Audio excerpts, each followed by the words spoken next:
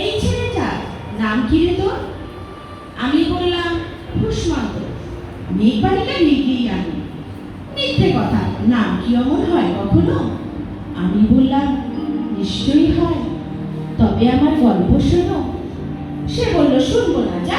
সেই তো রানী, সেই তো রাজা, সেই তো একই ঢাল তলোয়ার, সেই তো একই রাজার কুমার পক্ষী রাজে। শুনবো না, ওসব বাজে। আমি বললাম তোমার জন্য নতুন করে লিখবো তবে। সে বলল সত্যি লিখবি? বেশ, তাহলে মস্ত করে লিখতে হবে, মনে থাকবে, লিখেই কিন্তু আমায় দিবি। লিখতে লিখতে লেখা যখন সবে মাত্র ২-৪ পাতা, তখন হঠাৎ ভূত চাপলো আমার মাথায়। খুঁজতে খুঁজতে চলে গেলাম ছেড়ে গেলাম মেঘের মাঠে। গিয়ে দেখি চেনা মুখ তো একটিও নেই তল্লাটে। এরই মধ্যে একজনের মনে হলো একটু অন্যরকম। এগিয়ে গিয়ে বলি তাকে, তুমি কি সেই মেঘবালিকা? তুমি কি সেই? সে বলল মনে তো নেই, আমার এসব মনে তো নেই।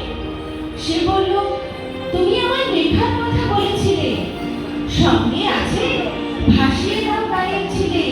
আর হ্যাঁ শোনো, এখন আমি মেঘ নই আর, সবাই এখন বৃষ্টি বলে ডাকে আমার।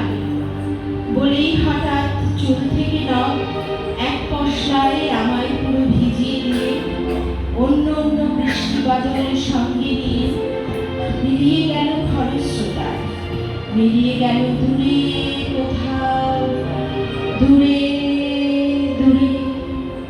বৃষ্টি বলে ডাকে আমায়, বৃষ্টি বলে ডাকে আমায়। আপন মনে বলতে বলতে আমি কেবল বসে রইলাম ভিজে একসা কাপড় জামায়, গাছের তলায় বসে রইলাম। এরই মধ্যে একজন চিনতে পেরে আমায় বলল, তাকে মন খারাপের কি হয়েছে? যাও ফিরে যাও, লেখো আবার, এখন পুরো বর্ষা চলছে, তাই আমরা নানা দেশে ভীষণ ব্যস্ত। তুমিও যাও, মন দাও গিয়ে তোমার কাজে, বর্ষা থেকে ফিরে আমরা নিজেই যাবো তোমার কাছে। এক পৃথিবী লিখবো আমি, এক পৃথিবী লিখবো বলে ঘর ছেড়ে সেই বেরিয়ে গেলাম। ঘর ছেড়ে সেই ঘরে বাঁধলাম গহন বনে, সঙ্গে শুধু কাগজ কলম। একাই থাকবো, একাই দুটো ফুটিয়ে খাবো, ২-১ মুঠো ধুলো বাড়ি। যখন যারা আসবে রুমে তাদের লিখবো, লিখেই যাবো। এক পৃথিবীর ১০০ রকম স্বপ্ন দেখার সাধ্য থাকবে যে রূপকথা, সেই রূপকথা আমার একা। ঘাড় গুজে দিন লিখতে লিখতে, ঘাড় গুজে রাত লিখতে লিখতে, মুছেছে দিন মুছেছে রাত। যখন আমার লেখবার হাত অসাড় হলো, মনে পড়লো সাল কি তারিখ, বছর কি মাস, সেসব হিসেব আর করিনি। লেখার দিকে তাকিয়ে দেখি এক পৃথিবী লিখবো বলে একটা খাতাও শেষ করিনি। বাইরে তখন ঝমঝমিয়ে বৃষ্টি এলো মাথার উপর, আজীবনের লেখার উপর বৃষ্টি এলো এই অরণ্যে। বাইরে তখন নাচছে ময়ূর, নাচছে ময়ূর আনন্দিত, উড়ছে পাখি, বলছে পাখি, এই অরণ্যে কবির জন্যে আমরা থাকি। বলছে ওরা কবির জন্যে আমরা কোথাও, আমরা কোথাও, আমরা কোথাও হার মানিনি।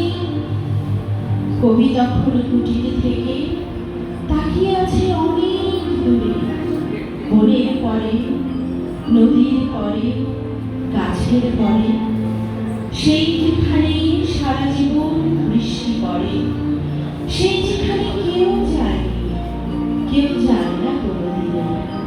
আজ সে কবি বুঝতে পারছে সেই দেশে সেই ঝর্ণা তলায় এদিক ওদিক ছুটে বেড়ায় সোনার মোড়ালে ভরে নিল কিশোর বেলায় সেই